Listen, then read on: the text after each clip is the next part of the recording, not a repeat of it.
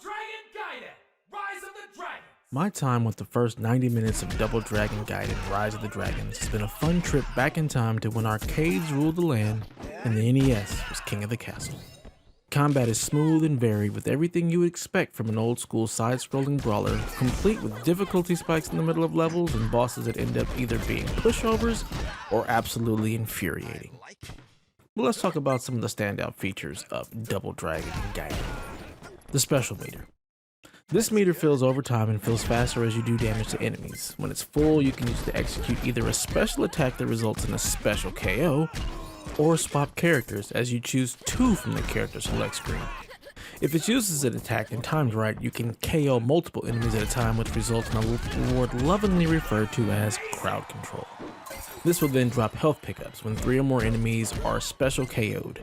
More enemies KO'd equals better health pickups. This move ends up being a key component of the strategy and the difficulty for the game, as health drops are very few and far between otherwise.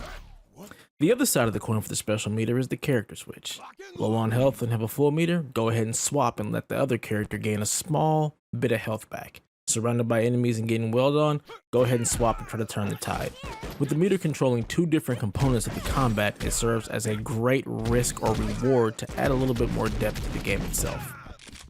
Now, on the topic of switching characters, there are 4 unlocked at the beginning, each with their own unique playstyle and strategy.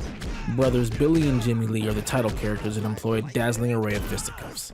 Billy is faster and relies more on kicks and quick strikes to take down his enemies, where Jimmy is slower and packs a bit more of a punch, using his fists to decimate his attackers.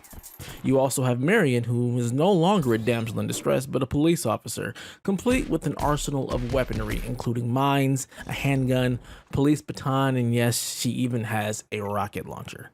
Lastly, you have Uncle Martin, who apparently is new to the characters. I've never seen him before myself, and he carries a shield and is definitely looking to Hulk smash anyone who gets in his way. The last thing to note in this preview is the upgrade system. After defeating mid-level bosses and at level completion, you have the ability to purchase upgrades for both of the characters you've selected. The upgrades are randomly generated at the end of the level and are purchased with the cash you pick up from defeating enemies and smashing things. The upgrades range from increasing your attack power, your health, your special meter, grab attack power, and even the effects from switching characters, as well as a few others. You also have the option to just take cash.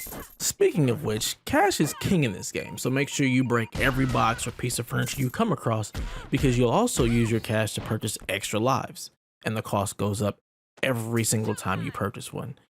You can also just let your death be final and then restart from a checkpoint, or cash out and delete that save to purchase tokens. These tokens are then used to purchase additional character unlocks, artwork, music, and the like. Again, the depth and strategy in this game has been pretty great so far, and I can't wait to spend more time with it. Look for my final review on the 27th when the game releases. Until then, play some video games.